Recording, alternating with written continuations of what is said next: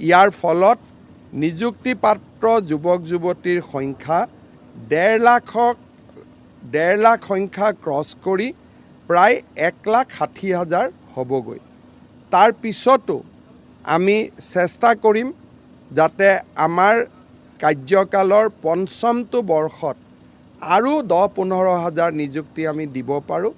অৰ্থাৎ 1 লাখৰ প্ৰতিশ্ৰুতিৰ পৰিৱৰ্তে প্ৰায় বহুতে সুধি আছিলে যে নিযুক্তি নেক্সট কেতিয়া হ'ব।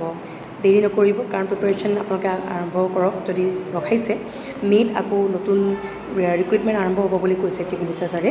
আৰু ইয়াতে কৈ দিছোঁ এটা ইম্পৰ্টেণ্ট ইনফৰ্মেশ্যন যে আমাৰ আপকামিং এক্সামৰ কাৰণে আৰম্ভ হৈ গৈছে চিল শাৰদীয় উৎসৱৰ বাবে। মহাপেকত এতিয়া আপোনালোকে পাব অফাৰ। যদি কোড ইউজ কৰে Y771 পাব ডিছকাউণ্ট। আৰু সকলোকে 1,60,000 শাৰদীয় উৎসৱৰ কাৰণে যুৱতীয়ে শুভকামনা চৰকাৰী জনালোঁ। নিযুক্তি হেপী লাভ পূজা কৰিব। এভৰিৱান। স্বাধীনতাৰ পিছত